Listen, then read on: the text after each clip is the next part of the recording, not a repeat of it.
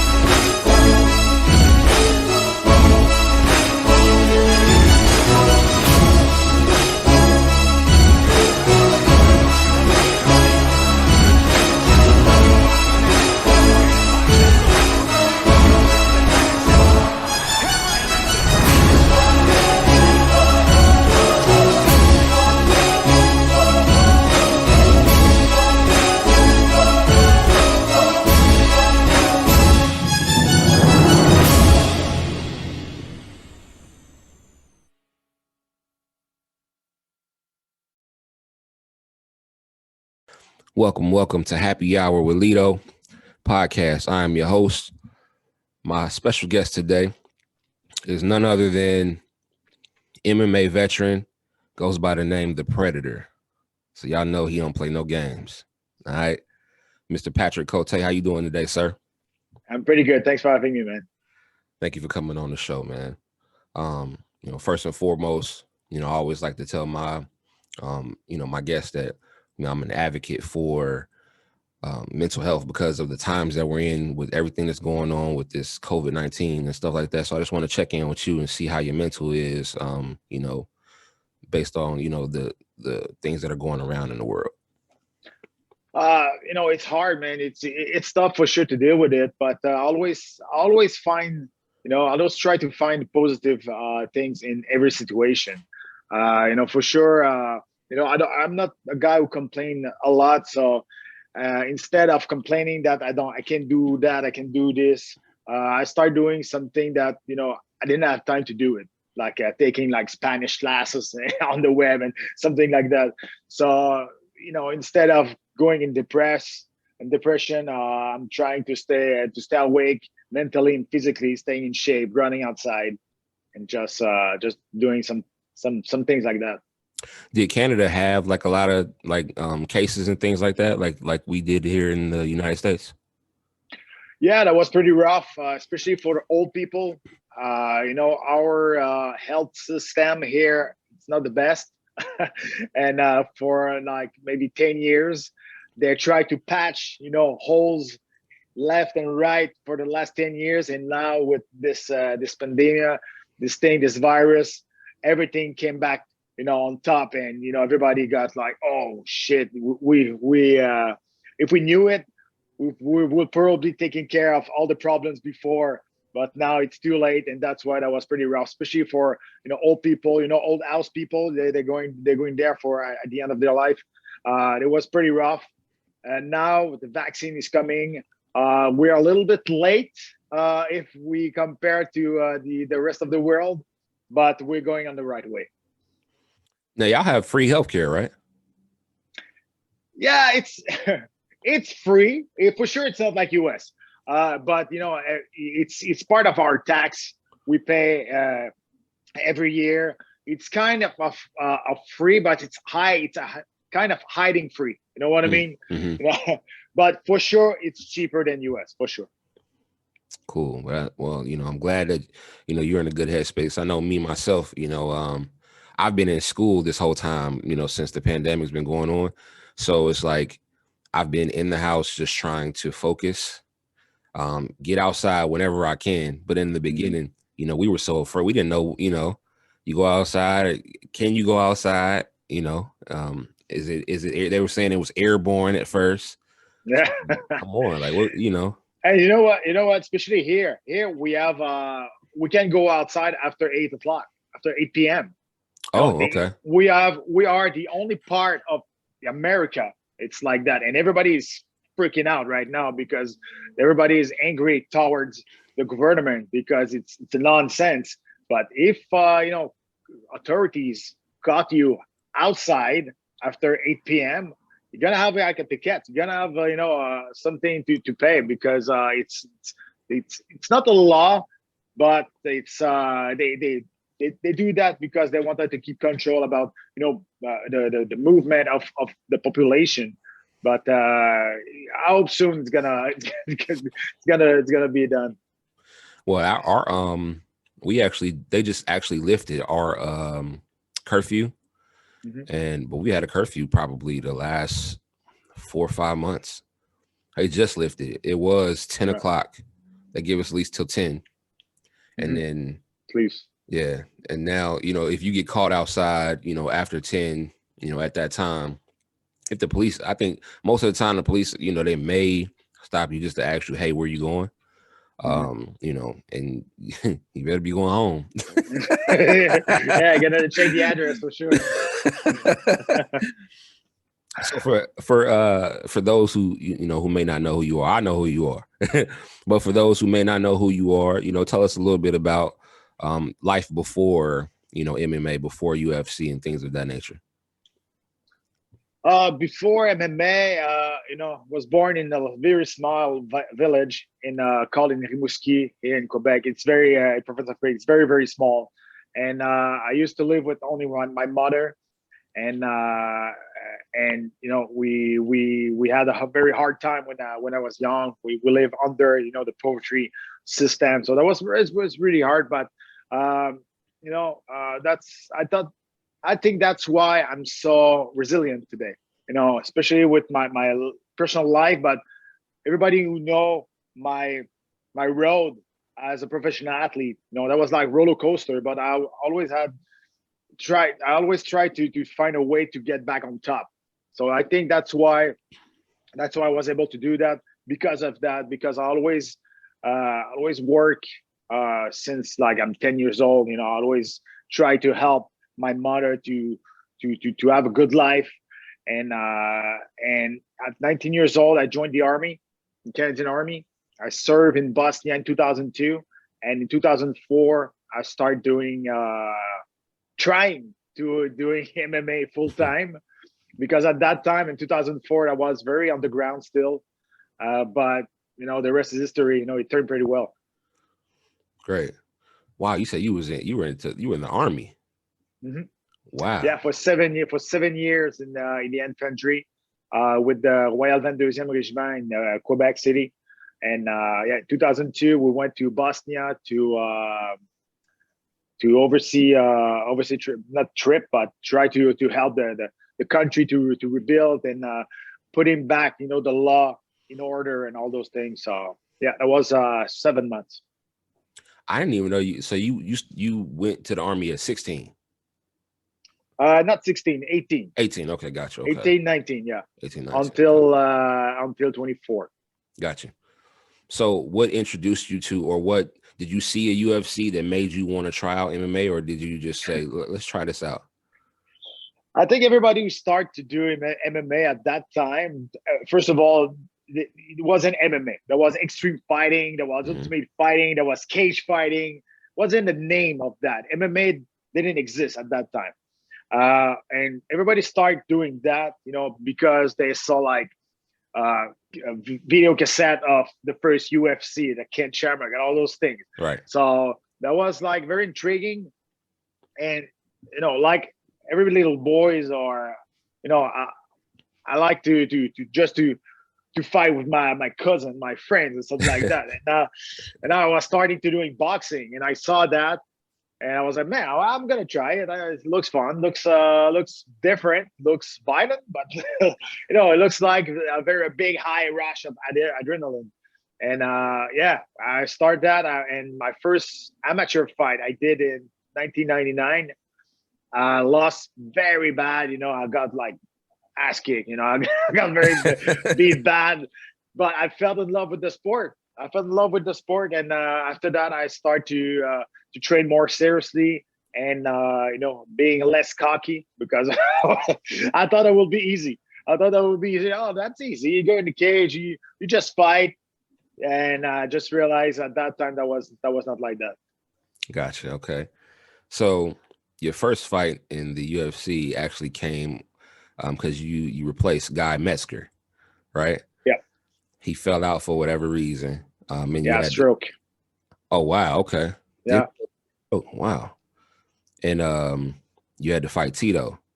Talk about, you know what I mean, like getting that call, to tell you got to step in on what, 4 days? 4 days notice? Yeah, 4 days. That was it's unreal situation. I think that I'm the only one who fought the first fight in the UFC on the main event. It's with no background. That was kind of insane. First of all, I was supposed to fight Marvin Eastman on the first fight of the prelim. So I was supposed to fight on that card anyway. But 4 days before, Guy Metzger got a stroke. Guy Metzger was fighting Tito Ortiz. And at that time, the UFC wasn't like today. They couldn't afford to lose, Tito Ortiz a fight because everybody was coming in Atlantic City to see Tito Ortiz fight. Mm-hmm. So they had to put somebody in front of him. And trust me, I was the last one who called, for sure. So they tried to call everybody before me. Everybody said no. And it was like, okay, we're gonna try to call, this chubby Canadian at that time, and he's gonna fight Marvin Eastman. They probably asked Marvin Eastman before me, and he said no. And I was the last one. We took the phone and we said, hey, why not? I can go in the UFC, in a bigger, by a bigger door than that. That was kind of unreal. Tito Ortiz was one of my idols at that time. It was on my screensaver of my computer. I called my dog Tito a year and a half before this fight because that was a golden retriever. He was blonde like Tito. So Tito was already in my head. And when they called, I was like, okay, let's go. And the thing that did help me a lot, that was only 4 days before. I didn't have time to think about it. I didn't have time to get nervous about it, to think about, oh shit, I'm gonna fight my idol. I'm gonna fight Tito Ortiz. I'm gonna fight this fat head. It's what I mean. He was huge, and I wasn't in the good weight class anyway. In Canada, light heavyweight, I was okay. I was a light heavyweight Canadian champion, but in international, I was a very small light heavyweight. And when you see the fight against Tito, man, I look like a kid. You know, I was a kid, but I look like a baby. You know, I'm very, very small. And he's a big dude too. And we fought. You know, I wasn't supposed to stay there no longer than 30 seconds. And I lost by decision. Right. Actually, that's the that's the that's the best thing that happened to me, Mm-hmm. losing that fight by decision, because at that time I wasn't at that level. I wasn't in the good weight class. And you know, I always say that I lost the fight, but I won the night. You know, everybody after knew who I was. And can you imagine that? Because at 30 seconds of the first round, I rocked him. And I Mm-hmm. rocked him. He was on his knee in front of me. But can you imagine if I win like that? You know, at that time, Tito Ortiz was still the poster boy. I'm in the wrong weight class. I'm a small light heavyweight. But I knocked Tito Ortiz out. After, you have Vito Belfort, Chuck Liddell, or Randy Couture. Seriously, I'm sorry, but I'm fucked. Yeah. Seriously, I'm in a big, big trouble. So losing like that, giving a good performance, and you know, just made my name over the Tito's name. That was the perfect night. Yeah, that's awesome, man. So you know, in the beginning, remember they didn't even have weight classes. Like first UFC, what, 1 and 2 and things Yeah. of that nature. Did you have to cut a lot of weight for the fight at all with For Tito? Tito, Yeah. at that time, I thought I was I was cutting weight. You know, I think I thought I got 5 pounds. I don't know, and I didn't know. You know, even at that time, nobody knew. You know, a lot about, you know, dehydration, nutrition, taking care of the of us, of our body. That was more raw. You know, so I thought I was cutting weight, but you know, today I found that funny because, you know, when at the end of my career, I was fighting at 170 and I was cutting like 23 pounds in 18 hours. So that's cutting weight. Yeah. Yeah, you're right. So what discipline, you know, kind of you feel like helped you, you know, while you were in UFC? You think it was, you know, more so you enjoy wrestling, or do you enjoy, you know, kickboxing, or you just like learning everything? Uh, my background is boxing. So in the entire of my career, I always try to stay the fight, to keep the fight on my feet all the time. I like to stomp my feet and bang. I like to exchange. You know, I had a good chin and you know, power in my hands. So that was my style. But you know, at the center point of my career, you know, I was too unidimensional. You know what I mean? So right now you can't be like that. So I started to, you know, really improve my ground game, and my wrestling always it was always my weakness until maybe the last 3 years of my career. You know, I started to really upgrade my wrestling, and I did everything in not in a good order. That's what I said. It's, if you ask me today about your kid or about anybody, I have to start with what I will say. Start with wrestling. It's wrestling. That it's the most important thing in MMA right now. It's wrestling. After that, boxing, ground game. You gotta build your style around the wrestling. But it's the most important thing. And you were on season 4 of The Ultimate Fighter. Those are classic Yeah. that you got behind you. Those are classic right there. You know, talk about that experience of being in the house and, you know, how that whole thing went. Listen, I was 26 years old, and for me that was an amazing experience. You know, I didn't have any attached. I didn't have any girlfriend, no kids yet, and you know, at 22 years old, I served 6 months in Bosnia. So at 26 years old, I'm stuck in a million mansion house in Vegas, training twice a day with Randy Couture, George St. Pierre, Matthews, eating $40 steak every night. For me, I was in paradise. I was like, man, okay, that's okay. You don't have music, you don't have TV, you don't have contact with outside world. But hey, I was there to make my name and finally having a career in the UFC. And for me, that was a fantastic experience. So y'all didn't have TVs, a camera crew in your Nothing. face every day. Every day, and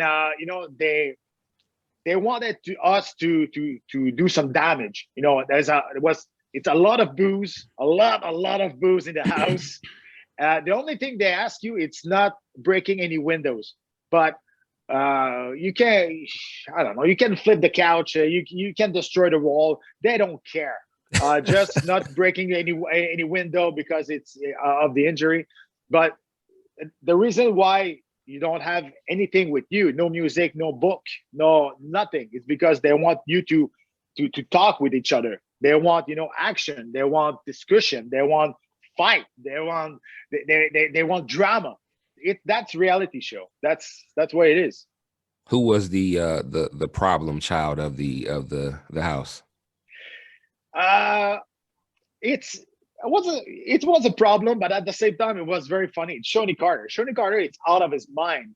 Out of his mind, and especially when he lost his fight, because I don't know if it's like that still, but at that time, the losers was staying in the house. Mm-hmm. So, if you're supposed to fight, in 2 days, and you want to rest, you want to sleep, but there's 10 guys who, hey, they already lost, they don't care. So the only thing they want to do is getting drunk and put the music loud. And Shoney Carter was one of the best of that. He did some crazy thing that I didn't expect. I couldn't imagine that Shoney Carter, what it was doing. He did like a raft with plastic bottle. He was doing some kata with a saber. It was, listen, that was really that was a weird experience with Shoney, but that's why he was in the reality show. He made a good show. I never understood why Shoney just didn't put on some pants, man. Put some pants on or something, bro. Us too. We don't know. We have no idea. But that was his time, man. He liked his speedo. And then, did you make any close friends from that? Yeah, Matt Serra and I were still very, very close. We talk almost. I love Matt Serra, man. He's amazing. Dean Thomas too. Dean Thomas, Chris Lito. But I'm more close with Matt Serra. When I fought Alessio Sakura, my last fight at 185, I went to New York to do my training camp over there with Matt Serra. I'm very, really, I'm close to him, and he's a good friend of mine. Yeah, Matt Serra is a great guy. So your nickname, the Predator, did someone give it to you, or does it have any kind of significance of anything outside of MMA, or maybe when you were in the Army or anything like that? No, the thing is, when I started doing that, I was really, really bad. I wasn't supposed to be a professional athlete. I wasn't born to do that. I didn't have any, skills of that, natural skills. And, but I wanted to do it. So I'm very stubborn. So I wanted to train and getting better. And, after every training, it was over. I wanted to all the time to have a new training partner to still training, and they called me Predator because I wanted always a new prey. So that's from my first team from Quebec City, Team Union. They gave me that nickname. That's dope. So what would you say is your most memorable fight? It's hard, man, because I did reach a pinnacle of any MMA career that I fought for the UFC gold, against Anderson Silva. It's because it's against Anderson Silva. At that time, he was on the top of the food chain. He was untouchable. And I was still able just to dance with him. Unfortunately, I got hurt. But, I'm not saying I was winning the fight, but I wasn't losing that fight either. In my mind. That was going to be my next question. It was going to be about that fight, too. Yeah. But I don't know, because I had so many special moments in the cage, in the octagon. My first fight against Tito, it's hard to beat that. But at the same time, I fought for the title, the dream of every MMA fighter. I was able to get back in the UFC. They fired me in 2010, and I worked very hard to get back in 2012. in one of the biggest show of the history against Kong Lee. Listen, it's hard for me, and a lot of people ask me that. It's hard for me to choose one moment that it's one of my favorite. It's the entire career. For me, it's great. I just interviewed Kung Lee too. I should have asked him about y'all's fight. Actually, he broke his foot on my head, so I lost the fight, but I was pretty happy. He told me that in backstage. He said, "Man, you have a hard head." I was like, "What do you mean?" He said, "I broke my foot on your head." I said, "Oh yeah, good for you, man. You beat me." So the Anderson Silva fight, you got injured. And, most people will say, that, they have those injuries that just happen all of a sudden. Like that day, they're like, something just didn't feel right going into the fight, or something felt weird. Like something was off. So I knew something was going to happen. Did you feel like something was off that day, or were you fine? No, I was totally fine. The thing, what happened actually, it's in the second round. I switched stance. I went to southpaw, and I'm not, I'm more an orthodox fighter. I just wanted to mix it up with his head a little bit and try to find a hole, because I went, I went forward. He was on my back. I went on my back. He was on the side. I was, man, stop moving. So I tried just to find a new way, and I slipped on the logo in the center of the octagon. I slipped on the sponsor logo, and my right leg went on a hyperextension, and I felt like a snap. Pah! I was like, oh shit, man! I couldn't believe it. I was like, really? This is the biggest moment of my career, and I had a lot of wars before that fight. Mm-hmm. Never go out on a fight with big injury. Scars or cut, doesn't matter. But in the title fight, I knew it. I knew it right away that my knee was fought. My knee was done. And between the second and third round, I said to my coach, I said, man, my knee's over. My knee's done, man. He said, okay, what do you want to do? You want to throw a towel? You want? I said, listen, I'm going in third round. I'm going to try to go with a Hail Mary. I'm going to try something, and we'll see what's going to happen. And as soon as I put all my weight on my right leg, I felt my shin and my knee went side to side, and everybody everything just exploded. And I was like, man, I can't believe it. Bad luck and bad time. that was that. Yeah, and he wasn't doing anything to really.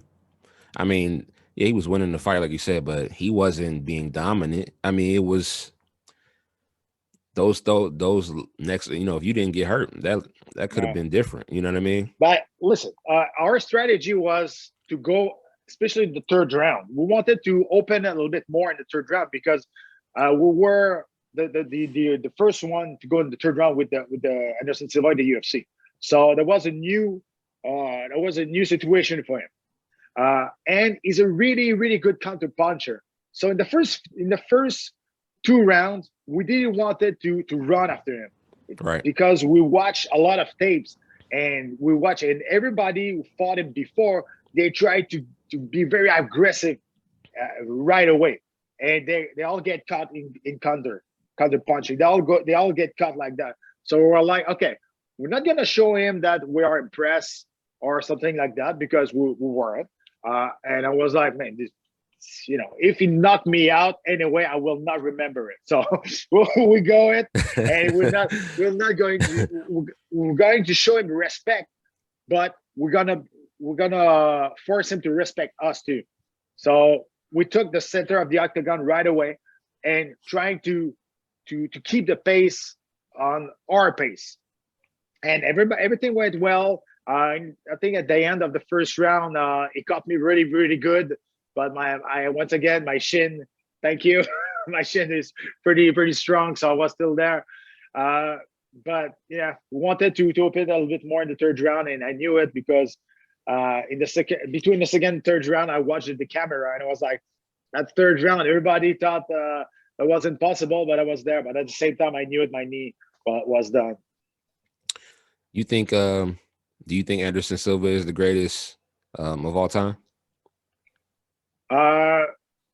It's hard for me. It's not because he's Canadian. He's one of my friends, but for me, being the greatest of all time, it's more than just what you do inside the octagon.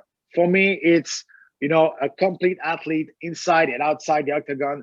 What you did for the sport, if you did help the sport to grow and never get caught. And for me, it's the greatest of all time is still GSP because of all what I said. It's not for me greatest of all time. It's not all about the skills. It's not all about the wins or the loss. It's about everything. And when I think it like that, it's George. Yeah, I had George and Anderson were my 1 and 2, and mostly, the thing that I hated about Anderson, I loved watching him fight, but I felt like he played a lot. He would walk around and then walk this way and then do all this unnecessary stuff. Like, I think that's why he lost the belt the first time to Chris Weidman. Big time. He could have beat him easily. Yeah, he could have beat him easily. There's a line you can cross about being cocky. I don't mind, fighter being cocky if you're able to back what you say or if you're able to perform. But there's a line you can cross, and in that fight, he did cross that line. He lost respect for his opponent, and you can be favorite 1,000,000 against 1 on paper. When the bell ring inside the cage, a 2-man, 4 ounces glove, anything can happen, and that's the perfect example. Yeah, I mean, I watched it. I think I watched it again here recently, and Chris Weidman was, even though Chris Weidman kind of knew in the back of his mind that he could beat him, he was, fighting Anderson Silva sometimes psychs people out. So when he was in there with him, it was kind of, he looked like he was kind of starstruck at first. Like, Anderson was leg kicking him, just didn't want to throw no punches. So then Anderson starts his old cockiness, and he just got caught. I mean, it wasn't like a clean shot that he got hit with. He was swinging his arms. I mean, it was crazy. So, you're totally right about that. That's what I said. There's a line you can't go over, because if you go over that line, you lost your strategy, you lost your mind inside the cage. That's exactly what happened. He tried to be too much cocky. He tried to disrespect Chris Weidman, but Weidman stayed focused. He didn't lose his mind. He stayed composed, and he caught him. Yeah, and George, he's always been a complete fighter to me. George is he's a hell of a fighter. Everything he does, man. I mean, he has the total package. He can do everything. Yeah. And that another thing too, he did help the sport to grow. Right today, USCDA is there because of him. He's very, him and Habib are probably the only 2 fighters who did everything they wanted when they wanted in this sport, in this organization. Going head to head with Dana White, going head to head with the organization. George left 4 years, and he came back in title fight under his own term. He won the fight, and that's it. I'm done. He did everything he wanted to do. That's very special to do that against a big company like that. And you know what? That's why he did so much for the sport, for the organization. So that's why for me he's the greatest of all time. Gotcha. A couple more questions. You were a coach on Ultimate Fighter Nations. Talk about that experience of being a coach, coaching your own team and things of that nature. Man, it's a lot more work than just being a fighter. You have to put some, for sure. You can't go out after the gym. You're not stuck in the house. You have a normal life after. But you have to go to the gym twice a day. You have to put training together. You have to take care of your fighters. You have to choose fight. There's a lot of thinking, but that was fun. That was really fun, and I had a really, I brought a nice crew with me too, and we were living in a very nice house right in the middle of the village of Saint Sauveur in Cote here. We had a good time. It was a blast. We had a really, really good time. Yeah, that was great. I'm not gonna lie. There's a couple of training in the morning. I was a little bit hangover.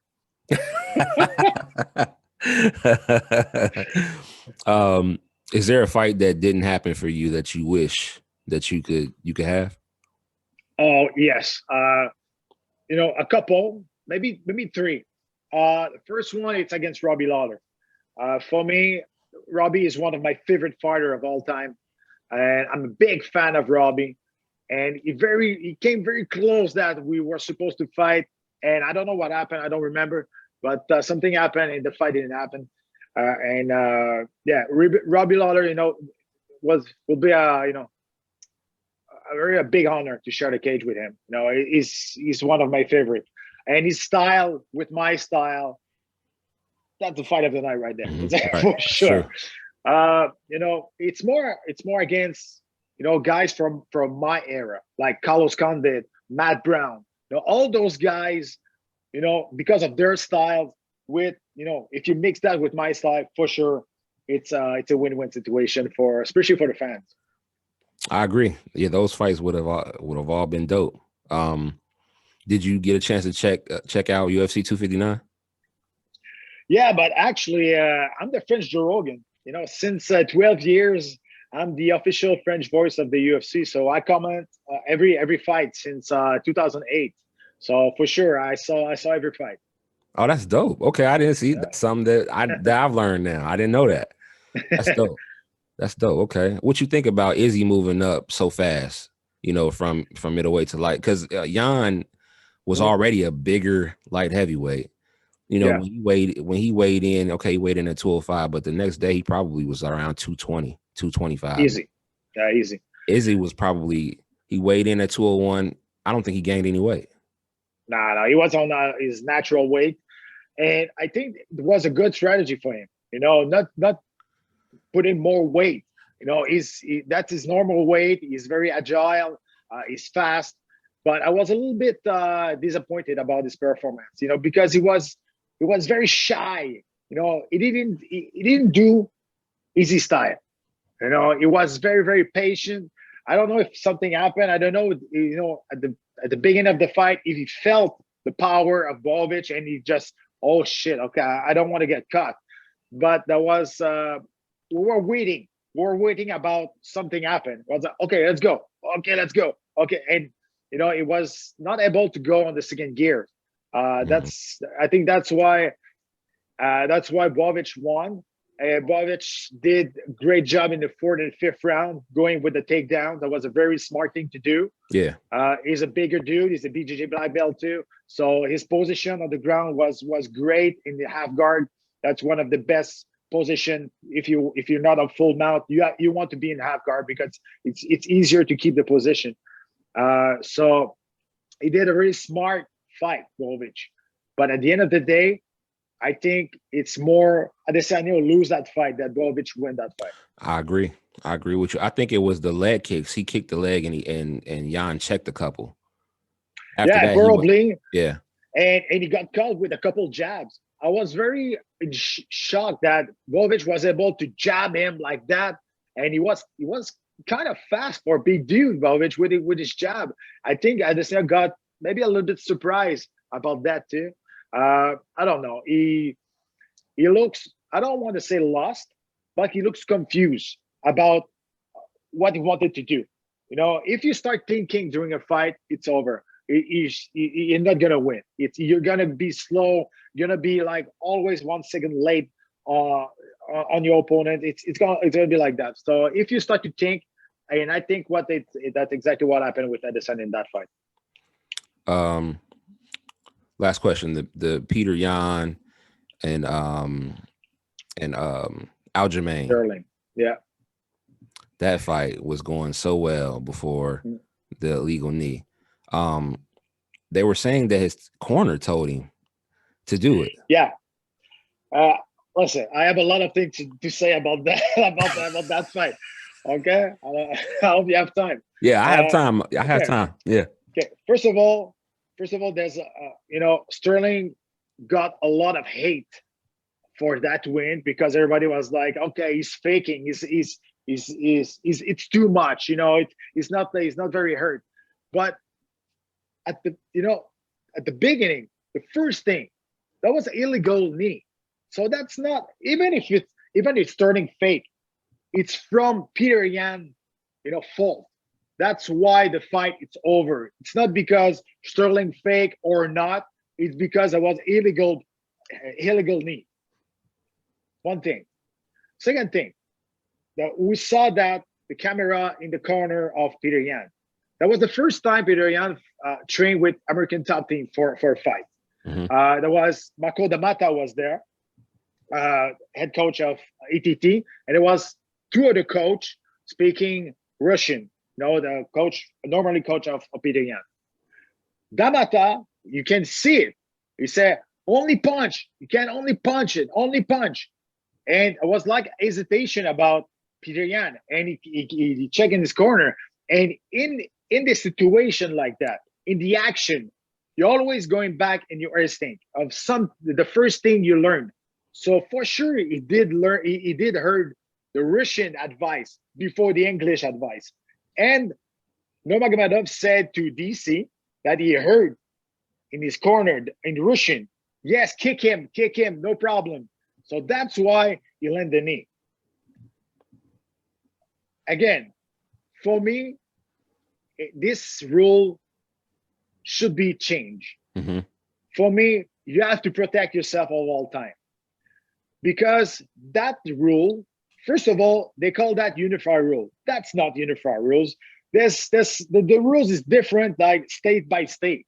Sometimes you need two hands on the ground. Sometimes you need one hand. Sometimes you need a knee. It's very confusing for fighters, trainers, ref, commentators. It's very confusing for everybody. And a lot of fighters play with that too.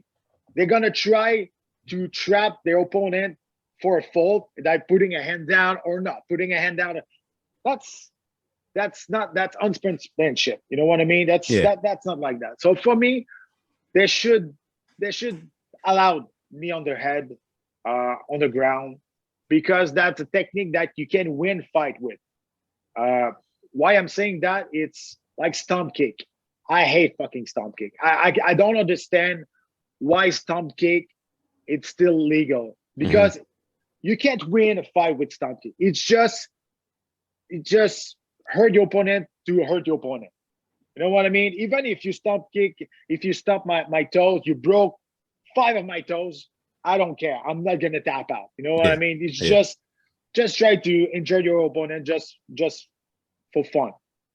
But knee on the head, you can knock out your opponent. You can improve your position if your opponent defend himself with the knee, and it's gonna be a lot easier to understand the rules about that. So for me, I would want to this rule change and allow the knee on the ground on the head.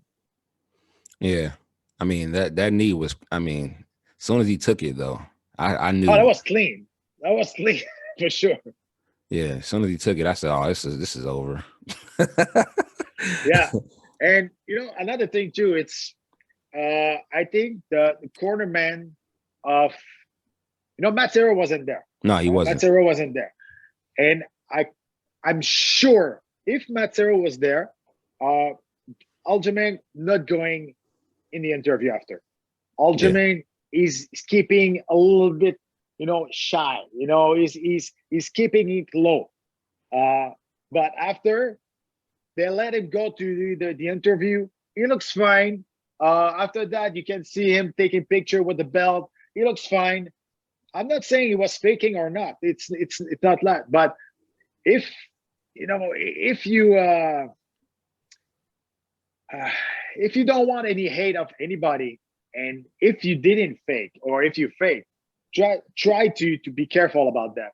And if you got concussion, if you got knocked out, your cornerman, your team need to manage that, need to take care of you and not letting you talk through camera. They have to take care of you, even if that was a title fight. I don't care. My guy got a concussion.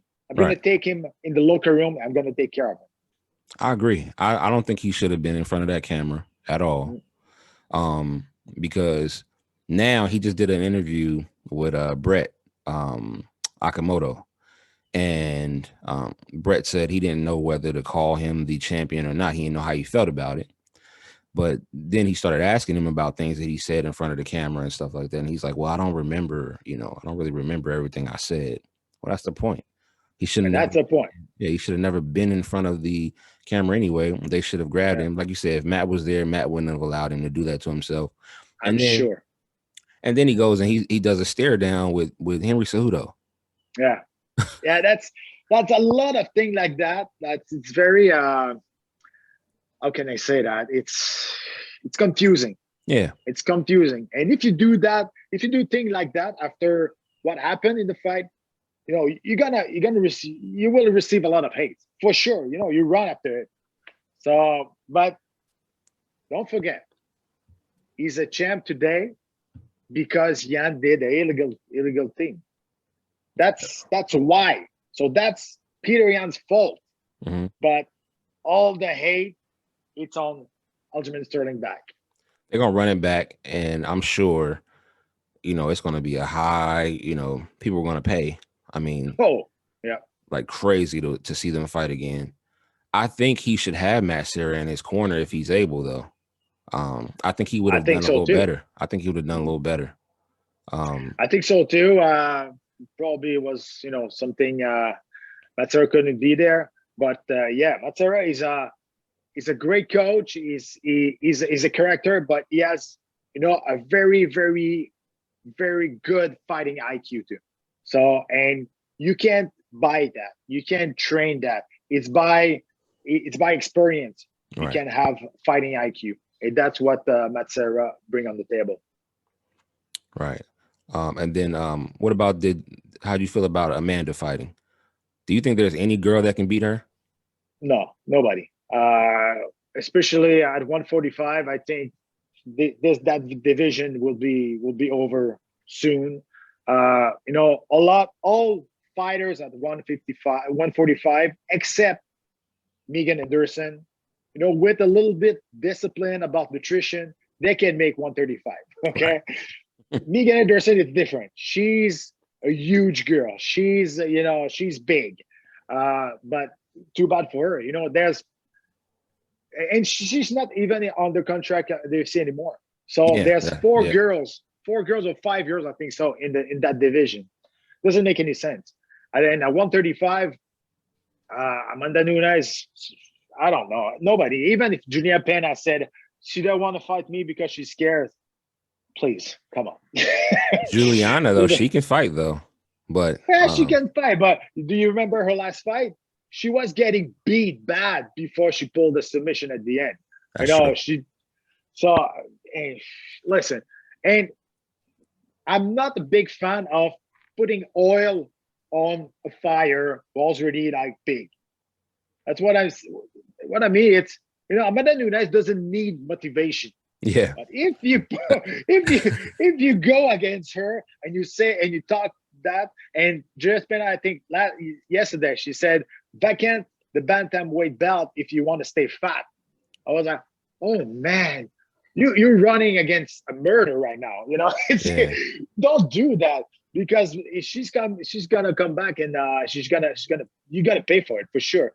And I don't see any girl, and I don't see in Julia Pena beat Amanda Nunes. Nobody can beat her.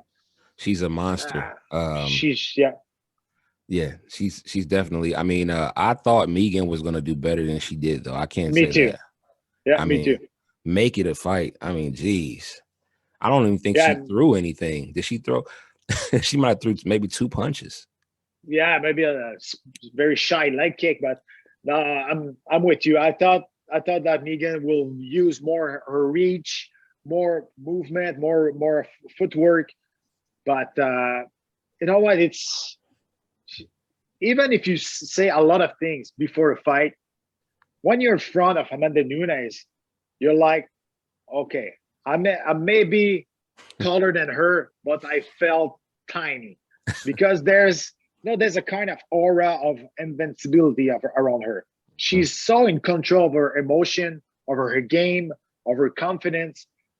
It's hard to go over that. If you're not very strong mentally and you're able to deal with that, it's over, man. I agree. I agree. One thing that I saw when I seen her fight Ronda, Ronda was looking all mean, and then Amanda was smiling right Yeah, before they started, and she yeah, just and teed off on her. that's scary. That's scary. The only thing that can get Amanda Nunes right now, it's her motivation. Because I was like, okay, how can you be motivated fighting German Durandamy and Megan Anderson when you freaking beat the hell of Cyborg, Holmes, Nunes, Holmes, Misha Tate, and Ronda Rousey? And after that, you're like, okay, I'm gonna go against German Durandamy. I was like, Now she did yeah, have a nice okay. fight with Valentina, though. Valentina, Yes. um, Her last fight against Valentina was a split decision. yeah, Uh, and but she already beat her twice. yeah, And it's gonna be interesting to see Shevchenko next fight against Jessica Andrade, because that's the same thing. I went to 125 pounds. There's nobody who can beat Valentina yeah, Shevchenko. yeah. But now there's Jessica Andrade who moved up weight class, and now she can give her a really good fight. I'm very interesting to see that. But the fight I want to see, it's Shevchenko win, Woody Zhang win against Namajunas, and you do a super fight against Woody Zhang and Valentina Shevchenko. That's the fight I want to see. Yeah, that'd be a good fight. Mm. That'd be a good fight. I hope Joanna comes back, and does something too. I love watching Yeah, Joanna fight. yeah. Um, I'm interested to see if Francis can beat Stipe. If what he learned from that first fight. Hmm. Um, I mean, everybody remember that this first fight he got out wrestled. yeah, That's pretty about it. Everybody know that he has a lot of power, a lot of power. right. There's one thing you don't want to do, and you don't want to receive in life. It's an uppercut of wrestling again. You don't want that. Yeah, that's true. But yeah, it's gonna be interesting if he's he upgrade his wrestling, especially his defense against the takedown. But if he's able to keep the fight on the speed, I think he has a good chance. Do you think? Last question. How you feel about John going up to heavyweight? Do you think he can do? I mean, because I was talking to Burt Watson, and Bird, my man. yeah, my man Burt. Burt's a Man. great person. I just did an interview with Oh him man, yesterday. Burt's he's the awesome. best. He's the best. He's awesome. But Burt was saying kind of like John going up, he doesn't lose any technical skills or anything because he was already a big light heavyweight. So Mhm. him going up, it's going to translate even better, so he's not going to really lose much speed and things of that nature. But his legs are so small. So, Yeah, take a leg kick from Francis, you're probably going to be on the ground. You know what I mean? So yeah, maybe you're right. Because we saw that he's like 255 pounds, something like that. We saw videos, but we're like, okay, man, you only do like upper body. yeah, Yeah, he's like it's don't so skip so leg tiny, day. but yeah, like don't skip leg day. But yeah, you're right. But you know what?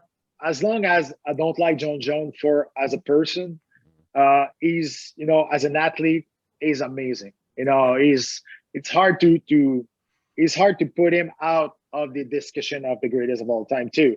Uh, for sure, you know, I've, like I said, before, for me, greatest of all time, it's a complete package.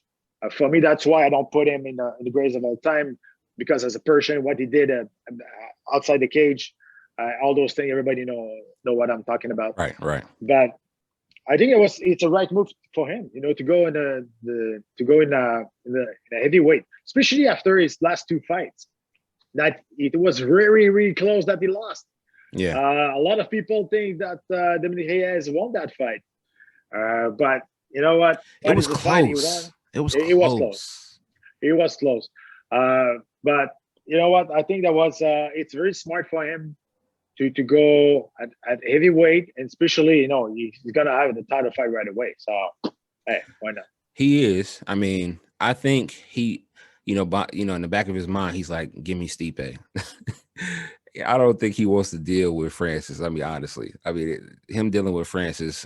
No, I don't know nobody that wants to deal with Francis. Yeah, no, nobody. Especially if he, I don't know how his wrestling is now, but if he's able just to have, you know, a little bit edge of his last, you know, wrestling technique, like about defense, and he's able to keep the fight on his feet, and you know, always a defense, the takedown defense.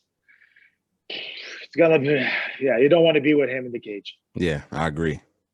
Well, And listen, especially in a small cage, you know, no, especially in yeah, the apex. yeah, in the Apex, you definitely don't want him in the Apex. You have nowhere to go. I mean, yeah, you're right. You're right about that. The Apex is a small. I don't know. I forgot how much smaller the cage is. It's 25 feet. Okay, so you can't run anywhere. Oh no, man! There's no place to hide, man. Trust me. So do you actually go, like, you're there also, you know, at the Apex, they have a spot for you guys to sit as well? No, we all would do that from a studio here in Montreal. Okay. Yep. Okay, yeah, that's dope. I didn't even know that. That's good. Yeah, That's before a couple of years ago, we were traveling a lot. Every time George was fighting or myself, they were traveling just to go live. But since maybe 2-3 years, now we all do that in the studio in Montreal, and you know, I'm okay with that. You know, there's a show every weekend. That's I'm right. a family now. If we have to go every weekend, but now it's always in Vegas or Abu Dhabi. But before, I was like everywhere in the world. You know what? It's you have to leave. You have to pack your shit every time you're going back home. So for me, it's okay. It's okay to do that in studio here in Montreal. Now that I know that, we're gonna have to you know, do some recaps. Sure. For sure. Last question for sure now. Do you think GSP will come back and fight Khabib? No. No. That's the only thing I wish. think that's the only way Khabib will fight again, is if GSP says, you know what, let's go. All right, GSP too. There's so many things that, you know, everything has to be in line, and there's so many things. You know, first of all, the weight. First of all, the where, the place, the date, the money. Yeah. It's the money. That's a big thing. So I don't know. It's not gonna be at 155. George is a very close friend of mine, and he said it's gonna be like catch weight if something happened. But George told me, he said, listen, if they want to do that fight, they have to call me. I'm not to call them just to beg for a fight. I don't need them. I don't need that. I don't need money. I'm okay. I'm training full time today because that's what I like. And trust me, today, George still it's 4 years now. He didn't fight in 2017. Today, he's still in my mind able to beat half of the roster at 170 with no specific training. Mm-hmm. He's a freak of nature. He's like man, he's unique. That's crazy, man. That guy was made to be that sport, was made to be a dominant fighter, and that's what he did. That's awesome. That's awesome that you know all of these guys, and you can just call them and talk to them if you wanted to. Yeah. That's crazy. Me and my brother have been watching UFC since UFC 1. And you know what I'm saying? Like when we seen you fight, I was like, oh yeah, you know, I rooted for you. You know, that's why I reached out to see if I could get an interview. So I appreciate this. You know what I'm saying? Like really, like, you know, my brother was a big Anderson Silva fan. So when y'all two were fighting, you know, I was going for you. He's going for Anderson. But you know what I mean? Like we love, you know, the sport. I followed it ever since then. You know, I'm 37 now. And you know, so I watch every time the fights come on, I'm watching. You know what I mean? I'm watching to see who's coming up, who's next. And so yeah, I just enjoy MMA, you know, period. So like I said, I do appreciate you coming on the show, talking to me and things of that nature. Do you have anything that you would like to promote, anything you got coming up that we should be looking out for? But actually, you can follow on my social media on Pat Cote MMA on Instagram and Pat_Cote on Twitter. I'm pretty active on that. So everything is that's coming in my life. It's pretty like professionally, it's right there. I'm starting to play in a movie. I'm an actor now too, so it's it's fun. Oh, I'm doing a lot of things, and yeah, I'm trying to keep myself busy and taking care of my family. So thank you for having me, man. That was very fun. that's awesome. Y'all, this is the Predator, Patrick Cote. All right, right here on Happy Hour with Lito. Peace out, y'all.